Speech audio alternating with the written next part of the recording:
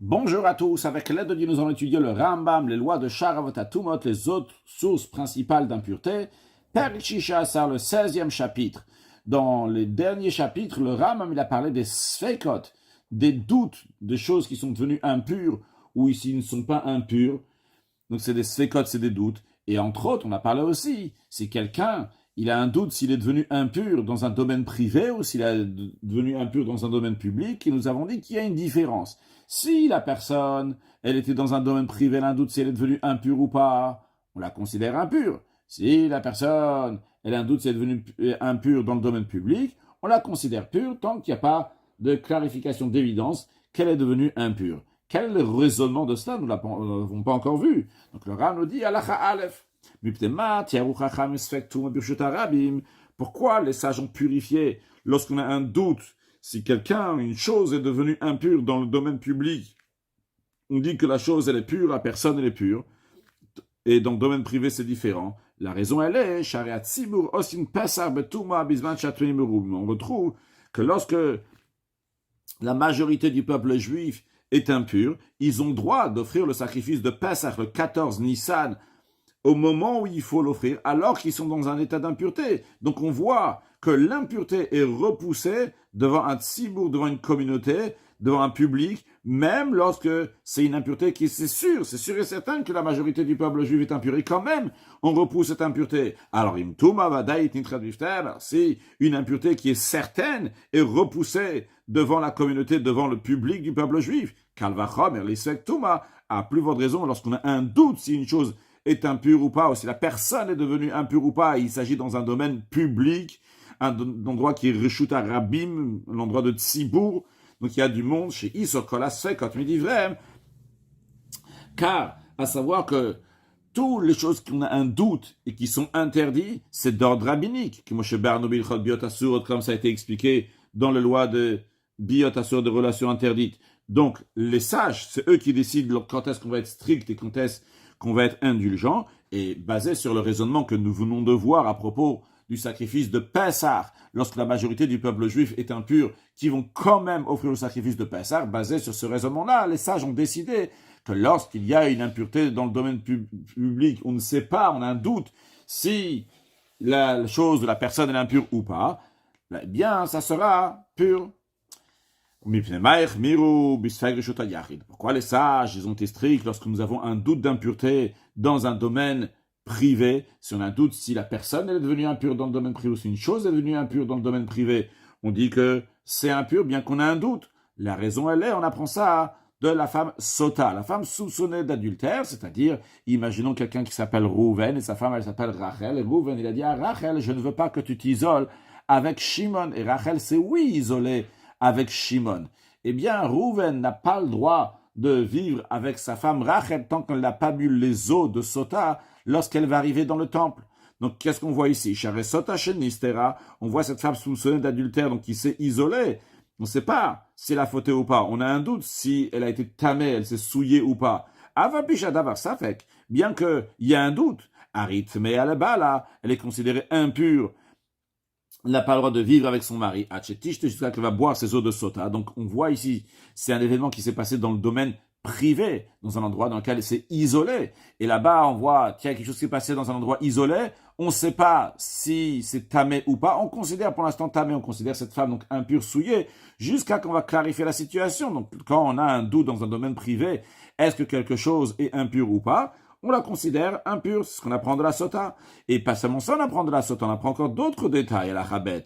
De la même manière que la sota et la personne avec qui on soupçonne qu'elle a fait l'adultère, ils sont deux. Et bien de la même manière aussi, car de la même manière aussi, qu'on a un doute d'impureté dans un domaine privé, c'est si ils sont deux personnes, mais non pas trois. S'ils étaient trois personnes dans le domaine privé et ils ont un doute maintenant, est-ce que ils sont devenus impurs ou une chose est devenue impure?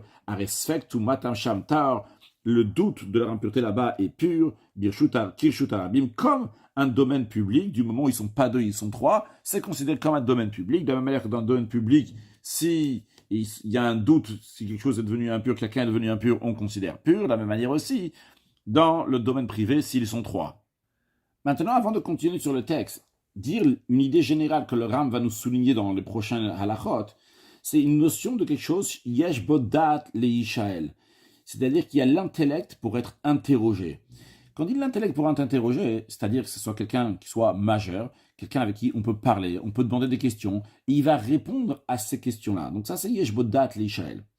Pour que quelque chose devienne impur dans le domaine privé, alors qu'on a un doute, on n'est pas sûr si la chose elle est devenue impure. Évidemment, si c'est sûr et certain que c'est impur, il n'y a pas de différence entre le domaine public et le domaine privé. Toute la différence entre le domaine public et le domaine privé, c'est dans des cas où nous avons un doute. Et la manière que j'ai présenté les choses jusqu'à présent, c'est que j'ai dit que ça soit une personne qui a un doute s'il est devenu impur ou pas, ou s'il y a une chose qu'on a un doute si elle est devenue impure ou pas. Alors, je vais rajouter une précision basée sur ce que nous allons voir dans la suite. En ce qui concerne la personne elle-même, si elle a un doute si elle est devenue impure ou pas, et nous avons dit dans un domaine privé, elle devient impure, il faut que cette personne-là soit une personne chez Yesh Bodat Lishal qui a l'intellect pour être interrogée. Mais si cette personne ne peut pas être interrogée, comme les exemples que nous allons voir dans la suite, dans ces cas-là, elle sera pure. Ça, c'est en ce qui concerne les personnes qui ont un doute. On a un doute si cette personne-là est devenue impure dans le domaine public, dans le domaine privé ou pas.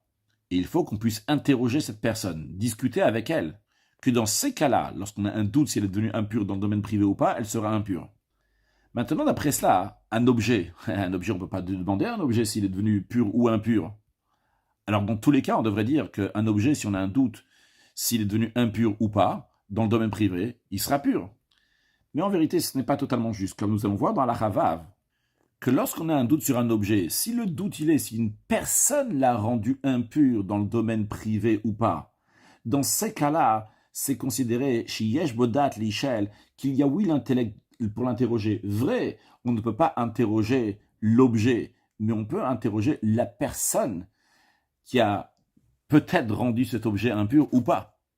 Donc d'après ce qu'on vient de dire, et c'est ce qu'on va voir donc dans la suite du texte, lorsqu'on dit qu'on a un doute si l'être humain est devenu impur ou pas dans un domaine privé, si un objet est devenu impur dans un domaine privé ou pas, on parle d'un être humain qui est devenu impur, mais qu'on peut, ou pas, mais on a la possibilité de lui demander de l'interroger. Donc, chez Yesh Bodat Lishal, il a l'intellect pour être interrogé.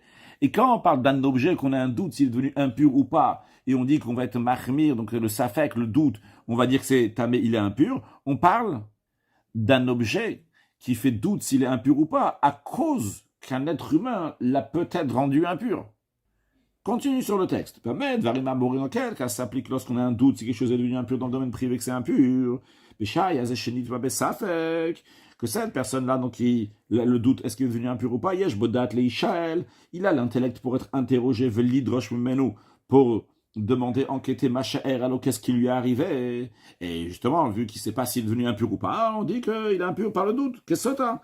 Parce qu'on compare ça donc comme la sota. La femme, cette femme-là, qu'on a un doute si elle a été souillée ou pas, elle est adulte, elle a conscience. On peut lui demander, elle a l'intellect. On peut lui dire, est-ce qu'elle a été souillée ou pas?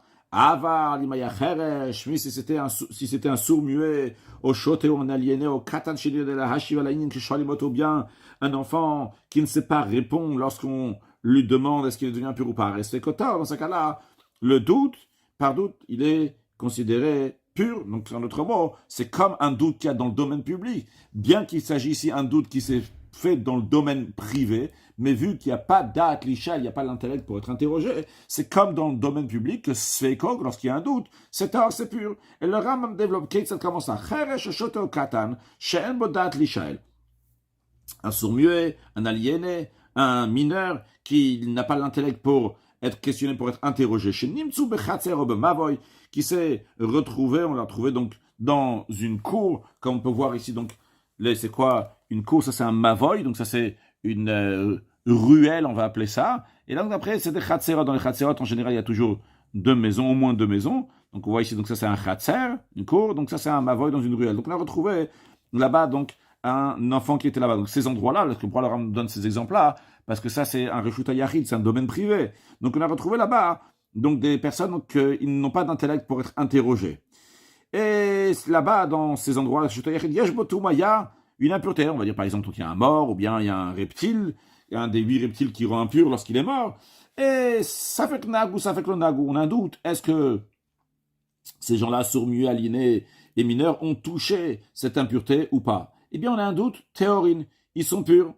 Bien qu'il s'agisse d'un reshut hayachid, d'un domaine privé. Mais quand un doute dans un domaine privé, on a dit que on va être mahmir, mais ça fait par doute, on va dire que il est impur. Mais vu que en bodat l'ishael, on ne peut pas les interroger, eh bien, ils sont purs.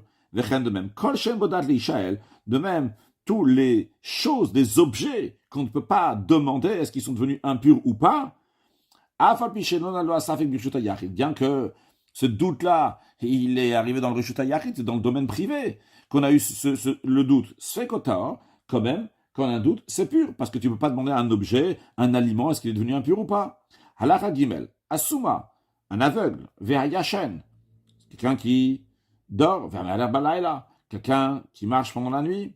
Donc, si ces gens-là, ils ont eu un doute, est-ce qu'ils sont devenus impurs ou pas, dans un domaine privé? Alors, ils ne pouvaient pas voir, et ils dormaient, c'était la nuit, donc quoi qu'il y ait, donc ils ne pouvaient pas savoir exactement ce qui s'est passé. Mais, est-ce qu'ils sont impurs s'ils ont peut-être touché une impureté ou pas? La réponse est oui, Tamé, il est impur, s'il a un doute. Et a priori, il ne voyait pas. Eh bien, ça ne change pas, parce que non, on ne dit pas s'il voit ou il ne voit pas. La question est, est-ce qu'on peut l'interroger, cette personne? Il a l'intellect pour l'interroger ou pas? Et l'aveugle, celui qui dort une fois qu'il va se réveiller, ceux qui marchaient pendant la nuit, tous, il y a oui la possibilité de leur demander des questions, ils ont l'intellect pour répondre aux questions. Mais dans le Ram rajoute une clause, donc un détail. Dans quel cas s'applique? On a dit que tout celui qui n'a pas d'intellect pour être interrogé et on a un doute, c'est pur. Lorsque c'était le doute, il était égal. Il y a possibilité de dire comme ça ou comme ça. 50-50, on va dire, il n'y a pas de présomption. Quand le Rav va nous expliquer que Aval, Imaya, Davayadua, Shecheskato Shenitma, si il y avait une raison pour dire donc il y a une présomption ici qu'il est devenu impur, même que c'est pas sûr, c'est possible qu'il n'est pas devenu impur, mais c'est pas 50-50. C'est un doute dans lequel il y a une présomption plutôt de dire que sûrement il est devenu impur. À résultat, il est impur. Qu'est-ce que comment ça? Un enfant, donc l'enfant lui-même, donc il est impur, et il se trouve à côté d'une pâte, qui se trouve dans un domaine privé. Dans sa main, il a un morceau de pâte. Maintenant, la question, elle est-ce que c'est cet enfant lui-même qui est impur, qui a pris un morceau de cette pâte, et dans ces cas-là, c'est sûr et certain que cette pâte, elle est impure, ou bien peut-être, c'est quelqu'un qui est passé, un adulte qui était pur, qui a coupé un morceau de pâte, et qui l'a donné à cet enfant, et c'est pour ça que cet enfant impur a cette pâte dans la main. Eh bien, la pâte, elle est impure. Pourquoi? Il y a une présomption que c'est l'habitude des enfants, que quand ils voient de la pâte, ils vont donner comme ça des coups sur la pâte. Donc, quand il a pris un morceau de pâte comme ça sur la pâte, c'est parce qu'il a pris lui-même de la pâte, sûrement. On n'est pas sûr. Il n'y a pas ici une évidence, mais il y a une présomption que les enfants, comme ça, ils aiment bien toucher, donner des coups sur la pâte, mais, bien que c'est ça la présomption, et donc cette pâte-là, on la considère qu'elle est impure. Si cette pâte-là, c'était une pâte de terouma, on ne va pas brûler cette pâte-là en disant sûrement elle est impure, et donc, vu qu'elle est impure, il faut la brûler. Non, parce qu'on ne va pas jusqu'à tel point. C'est comme un doute avec une présomption forte que sûrement l'enfant a touché cette pâte. On ne peut pas dire à 100% que l'enfant a touché cette pâte.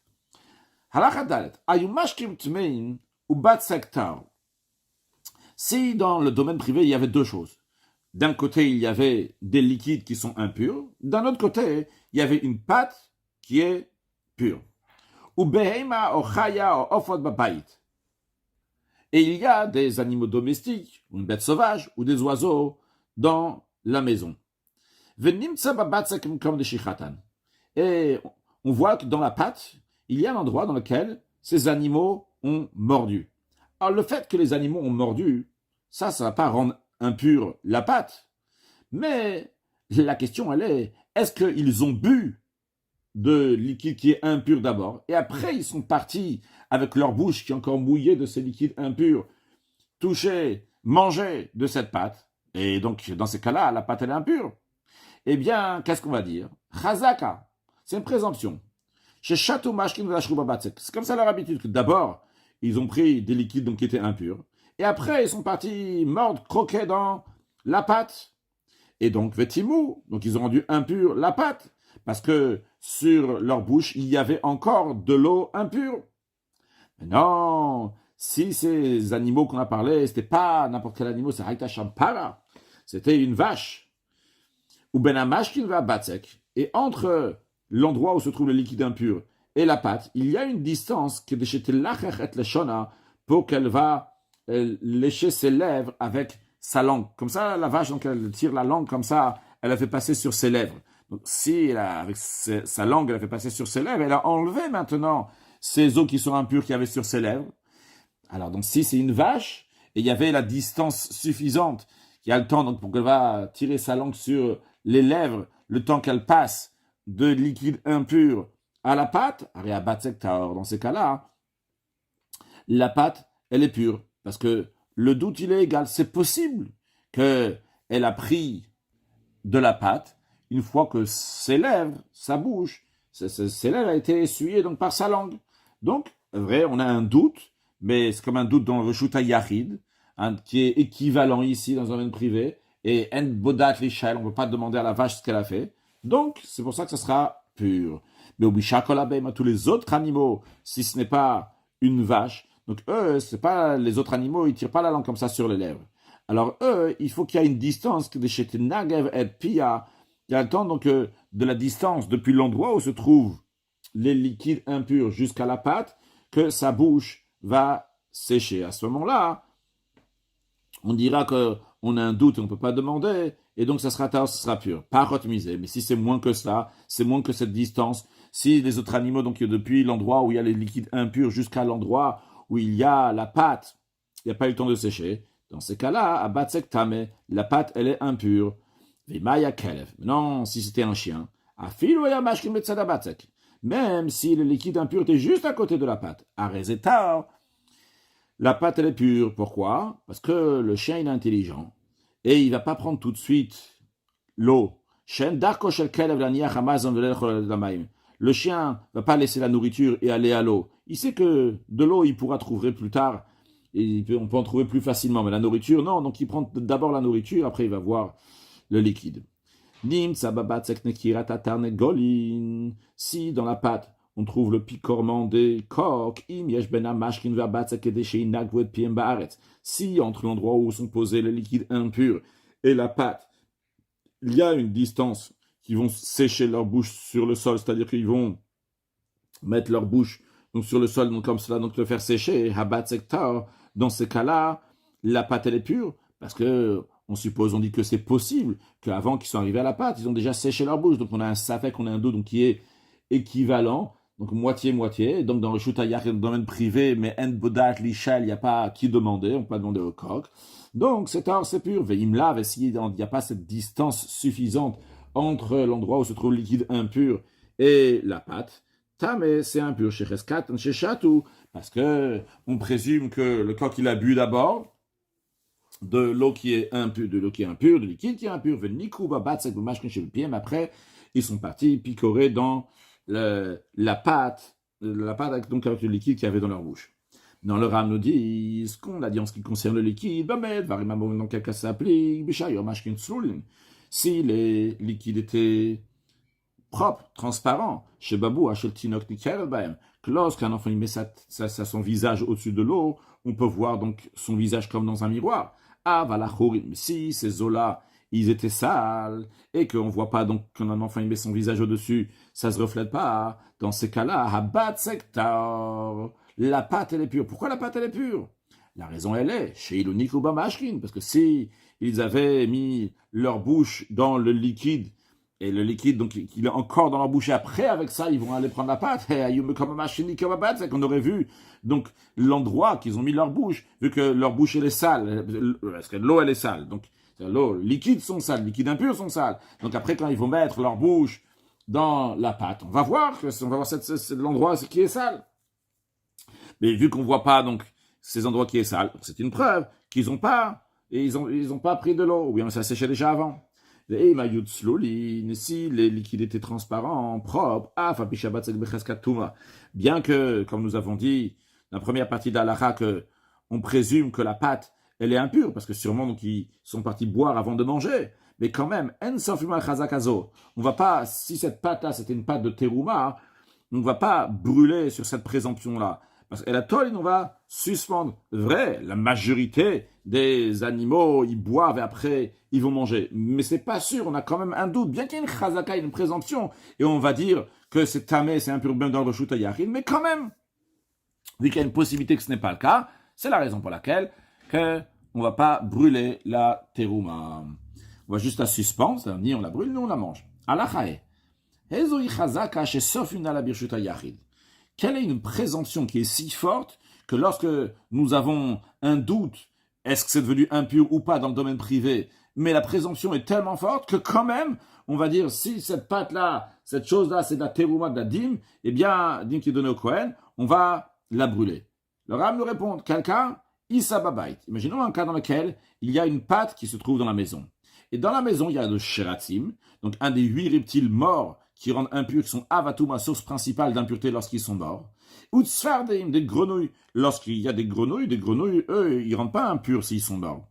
Et ils sont menoupalim, ils sont jetés, dispersés dans la maison, plein de morceaux de ces reptiles ou bien de ces grenouilles dans la maison. Donc il y a aussi bien des reptiles, aussi bien des morceaux de grenouilles, aussi bien des morceaux de reptiles, aussi bien des morceaux de grenouilles qui se trouvent dans la maison. Et on retrouve dans la pâte des morceaux de leur chair. Mais quand on dit des morceaux de leur chair, c'est des morceaux, on ne sait pas c'est lesquels. On ne sait pas si c'est des reptiles qui rendent impurs ou bien c'est seulement des grenouilles qui sont là-bas. Eh bien, si la majorité des morceaux qui sont dans la maison, c'est des shratim, c'est des reptiles à isatmea, la pâte, elle est impure. Parce qu'on va dans la majorité, et ça c'est donc la chazaka, chez Sofinalea. On va dire, on va aller d'après cette présomption, donc une des choses qui sont en majeure partie ici dans la maison, c'est ça qui est dans cette pâte-là de terouma. Donc, on va la brûler. Mais si la majorité, c'est des grenouilles. Alors, Théora, on dit que c'est pur, parce que c'est la majorité, c'est des grenouilles, donc ce qui est rentré dans la pâte, c'est sûrement des grenouilles. Halachavav. Maintenant, un cas où il y a une personne qui se trouve dans un domaine privé, et autour de lui, il y avait aussi bien donc, des choses qui sont impures, et aussi bien des choses donc, qui sont pures, betsido, à côté de lui, ou le mal mimenu, au-dessus de lui. Par exemple, imaginons quelqu'un à la maison, et à côté de lui, il y a un aliment qui est pur, et à côté, donc, il y a un charetz, un reptile. Venitatav betalito. Il s'est enveloppé avec sa cape. Et quand il s'est enveloppé avec sa cape, il y a un doute. Est-ce que lorsqu'il s'est enveloppé avec sa cape, est-ce que les coins de sa cape ont touché donc les impuretés, les choses qui sont impures, par exemple, que sa cape, d'abord, elle a touché le sheretz. Si sa cape, elle a touché le sheretz, donc sa cape, elle est devenue un rishonatum, un premier niveau d'impureté. Après, si sa cape, on va continuer maintenant dans son chemin, comme ça, dans le vol, qu'il est en train de la mettre sur lui, et ça passe, et ça va toucher aussi l'aliment qui était pur jusqu'à présent, et maintenant il devient impur, il devient un chéni de Touma. Donc il y a un doute maintenant, est-ce que ça fait que le nag ou bacheni tatef, on a un doute? Alors, c'est dans le domaine privé, svekotame, on a un doute sur ces aliments-là. Eh bien, ces aliments-là, bien qu'on ait un doute, ça va être impur, on est dans le domaine privé. Ah, et a priori, a priori, on ne peut pas demander. À qui tu veux demander ici? Tu demandais à l'aliment, est-ce qu'il a été touché après que la personne l'a touché avec son vêtement, le reptile, et seulement après le vêtement l'a touché à cet aliment? Bien qu'il n'y a personne à qui demander, quand même, c'est impur. Pourquoi? Chez Sfektouma bidé Adam, parce que ce doute d'impureté, comment il est arrivé? Il est arrivé par quelqu'un, cette personne-là qui a mis sa cape sur lui. Alors, ni Shalim Aler, il y a qui demander ici. C'est la personne qui a mis l'impureté qu'il faut lui demander. C'est-à-dire, la halakha, la loi, le raisonnement, la règle que nous avons dit, que quand un bodat l'ishaël, lorsqu'il n'y a pas d'intellect pour être interrogé, dans ces cas-là, si on a un doute, c'est pur, c'est uniquement si ce qui a fait l'impureté aussi, on ne peut pas demander. Ici, celui qui a peut-être fait l'impureté, c'est qui? C'est un être humain en mettant sa cape. Alors à lui, on peut le demander. Donc, je reviens de la manière que j'ai dit avant, c'est-à-dire, quand est-ce qu'on dit cette règle-là? Il faut et que la chose qui a amené l'impureté, on peut pas l'interroger, et que la chose qui est devenue impure aussi, on ne peut pas lui demander. Mais si la chose qui est devenue impure, on peut lui demander, dans un cas où c'est un être humain, donc c'est pas une chose, un être humain, tu peux lui demander, tu peux l'interroger. Ou bien si la chose qui a entraîné le doute que c'est devenu impur, si c'est l'être humain qui a fait sur un objet, bien que l'objet tu ne peux pas lui demander, mais l'être humain, lui, tu peux demander, dans ces cas-là, on ne dit pas que c'est un cas que Bodat Lichel. On ne dit pas que on ne peut pas demander parce qu'à l'objet tu ne peux pas demander. Demande à l'être humain, qu'est-ce qu'il a fait. En effet, il ne pourra pas te répondre. Mais en tous les cas, il a date Lichel, il y a l'intellect pour l'interroger. Et le Rav nous dit que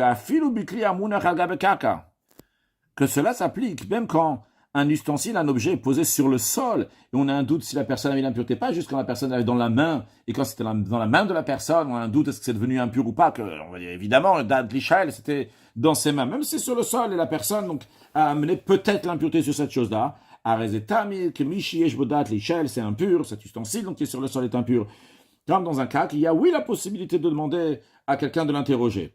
Non, ces exemples-là que nous avons donnés, c'est dans un dans un domaine privé.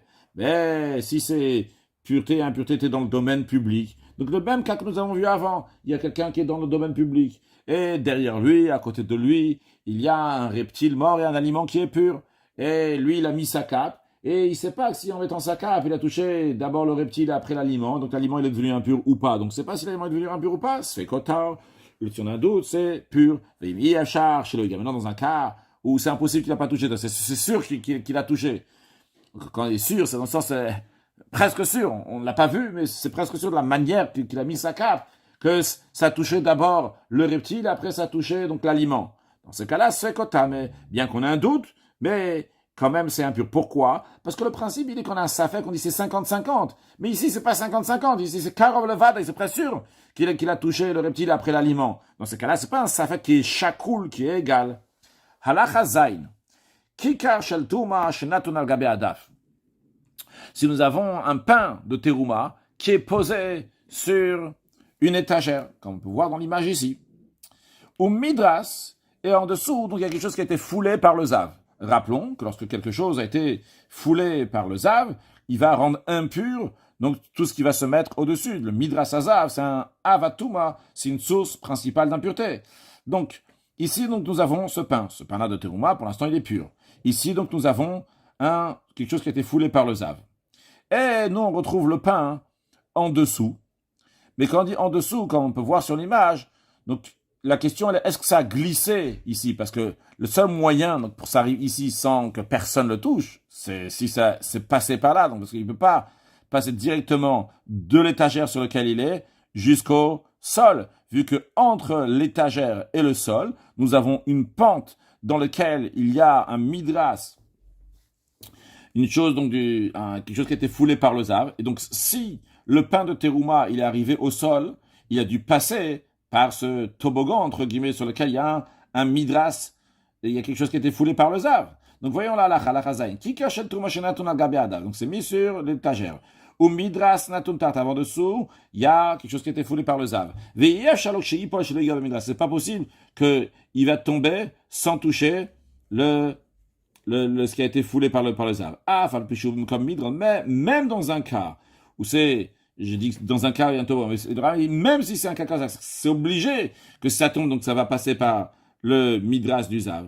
Et la personne où elle vient, il retrouve le pain ailleurs, et que logiquement, s'il est tombé tout seul, on peut dire c'est obligé qu'il est passé donc par ce midras, la chose qui a été foulée par le zav, il est impur. Et bien quand même, ce pain-là de Touma, il reste dans son état de pureté. Pourquoi? Shani Omer, parce que je peux très bien dire, Adamba, il y a un être humain qui est venu, Unetalo il a pris, Unetalo ma comme ça, il a mis à cet endroit-là.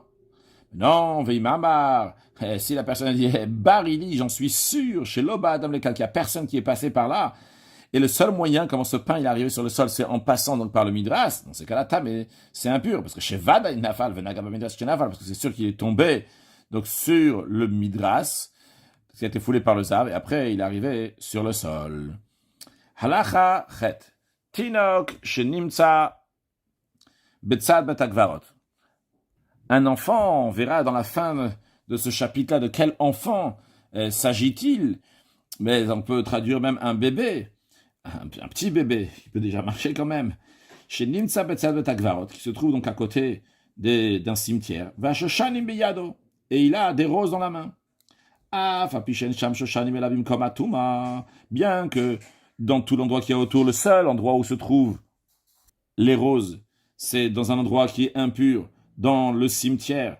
Et donc, sûrement, s'il a des roses dans la main, c'est qu'il est rentré dans le cimetière, et c'est là-bas qu'il a cueilli les roses, donc il est devenu impur par les tombes.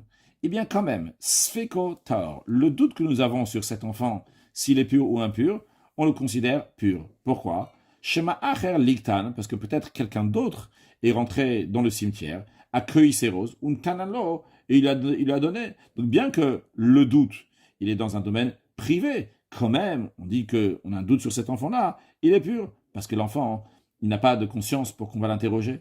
Vechen de même, Chamor, en ce qui concerne donc Anan, à Obed Bevetakvarot, qui se tient dans le cimetière, Keilav Teorim, les ustensiles qu'il a sur son dos sont purs. On ne dit pas que peut-être il s'est accroupi, assoupi, donc avec ce qu'il y a sur le dos, donc sur le sol. Et quand il s'est mis sur le sol, ces ustensiles-là qu'il y a sur son dos ont touché la tombe. Pourquoi on ne dit pas ça?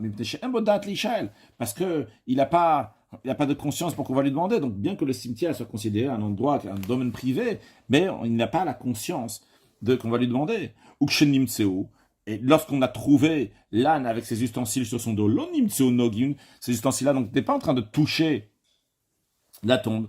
Et on a une règle, toutes les choses impures, comme dans le moment où on les a trouvées. Au moment où tu les as trouvés, ces ustensiles qui sont sur le dos de l'âne, est-ce qu'ils étaient en train de toucher les tombes? Non, alors on le considère qu'il est pur. Halacha tet. Tinok shayatofes biyado shel aviv. Un enfant qui tenait la main de son père, bien qu'il était sur les épaules de son père, si on a un doute sur cet enfant, s'il est devenu impur dans le domaine privé, mais il est impur. Ah, et après, c'est un enfant, on ne peut pas lui demander. Mais on peut demander à son père, vu que c'est son père qui est en train de s'occuper de lui, il est attaché à son père, sur ses épaules, dans sa main. Halachayud. Les sages ont dit qu'il y a 4 étapes dans lesquelles on a différents doutes sur ce tinok, sur cet enfant-là. Donc il y a une étape, on a un certain doute, après l'enfant il grandit, encore un autre doute. 4 étapes comme ça. La première, c'est un tinok chez Inoyachol Haler, un enfant lorsqu'il ne peut pas marcher. Un bébé chez Inichato Imo, sa mère l'a laissé dans un endroit, ou sa mère revient, le retrouve exactement au même endroit. Donc il est avec les mêmes vêtements, toujours habillé, comme ça. Taor, il est pur. On ne dit pas, Shemat Meaba. Peut-être il y a une femme impure qui est venue. Venish Katu, qui a embrassé cet enfant. Vegiv Fatu, qui l'a enlacé. Et donc, ses vêtements sont devenus impurs. On ne craint pas ça. On dit, quand sa mère elle est revenue, il a trouvé de la même manière, il est pur. Donc ce safek-là, c'est un safek qui est pur.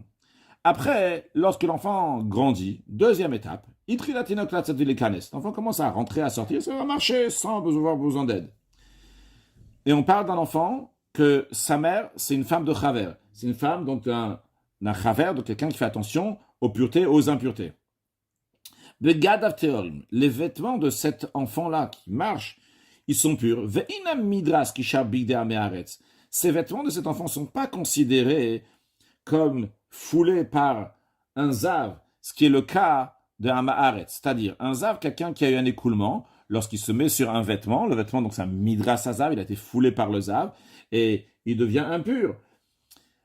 Et les sages ont décrété que tous les vêtements des ignorants, c'est-à-dire des gens qui ne savent pas les lois de pureté et d'impureté, vont être considérés comme quelque chose qui a été foulé par le zav. Cet enfant-là, lui aussi, il n'a pas de connaissance, aussi bien que l'ignorant n'a pas de connaissance. Mais quand même, bien qu'il n'a pas de connaissance, mais vu que c'est un enfant d'une femme de chaver, donc de quelqu'un qui fait attention aux lois de pureté et d'impureté, c'est la raison pour laquelle que ces vêtements-là, ils sont purs. On est sûr que sa mère ne va pas s'asseoir sur ses vêtements lorsqu'elle est nida et rendre impurs ses vêtements. Et bien que ces vêtements les considèrent purs, ils ne le considèrent pas comme foulés par le zav, mais quand même, les chatrila, on ne va pas faire donc des aliments donc qui sont purs, on va pas les mettre en contact avec ces vêtements, que ce soit de la terouma ou que ce soit des kochim, de même l'enfant lui-même, on va faire attention qu'il touche pas de la trouma ou du code et la dîme qui donne au Kohen, des choses qui sont sacrificielles, bien que on considère qu'ils sont pas midras hazav. Après, c'est la raison pourquoi on considère pas, on le laisse pas, parce que c'est possible finalement qu'il y a des femmes nida qui sont assises sur ces vêtements. C'est possible donc ils l'ont enlacé ou embrassé, donc ils ont touché ces vêtements, ils l'ont rendu impur. Après, on a une troisième étape. Cet enfant, il a grandi jusqu'à que il y a la possibilité de lui demander des questions, lui demander est-ce qu'il est pur, est-ce qu'il est impur, ce qui s'est passé, etc. On ne sait pas s'il est pur ou impur. On peut déjà discuter avec lui. Et on peut lui demander est-ce qu'il a touché l'impureté ou il n'a pas touché l'impureté. Donc, il est à ce stade-là. Un tel enfant, si on a un doute, donc s'il est devenu impur dans le domaine privé ou pas, eh bien, il est impur. Après, il y a une quatrième étape.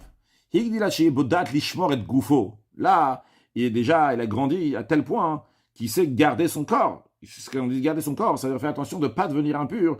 Il se fait attention de ne pas toucher des choses qu'il ne faut pas toucher, de ne pas porter les choses qu'il ne faut pas porter qui rendent impur, ou bien des choses qui tout mat OL aussi, l'impureté donc qui est transmise par la tente. Tout ça, donc ça y est, maintenant, il sait faire attention à lui. Dans ces cas-là, on le laisse toucher avec son corps. On dit son corps, ce n'est pas ses mains. Avec son corps, par ses mains, on le laisse donc toucher des d'Atleruma, du Kodesh, mais non pas avec ses mains, parce que les mains, c'est encore une étape. Une fois que Yodé a l'Ishmoret Yadav, une fois qu'il sait même garder ses mains, c'est-à-dire garder ses mains qui ne vont pas devenir un deuxième niveau d'impureté par ordre rabbinique, comme on a appris que les sages ils ont dit que les mains peuvent devenir donc un deuxième niveau d'impureté. Si c'est gardé maintenant aussi ses mains, on laisse même toucher de la terouma et du Kodesh. Comment on examine cet enfant s'il est arrivé à cette quatrième étape-là de savoir à se garder de ne pas se rendre impur. Eh bien, Madbilin Oto, on le trempe dans un bain rituel. On lui donne des aliments profanes en lui disant que ces aliments-là, ce sont de la terouma. Et on va regarder quel va être son comportement suite à cela. Si on voit qu'il fait attention à son corps, qu'il ne va pas devenir impur, et qu'il ne va pas rendre impur donc la terouma qui pense qu'elle est terouma, c'est pas la terouma. Dans ce cas-là, on le laisse toucher de la terouma à l'avenir, terouma du Kodesh. Et si on voit qu'il fait même garder ses mains pour pas qu'ils vont devenir impurs, dans ces cas-là, il pourra manger aussi, on va laisser toucher même, donc des choses, avec ses mains, on laissera toucher donc de la terouma et des kochim. Conclure avec un mot de chassidut, on a vu ici, donc, entre autres, de passages, on a vu qu'il y a de l'eau propre, que quand l'enfant il met son visage au-dessus, eh bien son visage va se refléter. Le Admour Hazaken ramène ce verset-là dans le Tanya, Kamayim apanim la panim ken leva adam el adam. Ce que Shlomo Amelach il a dit, de la même manière que quand on met un visage au-dessus de l'eau, de la même manière c'est le même visage qui va se refléter de l'eau.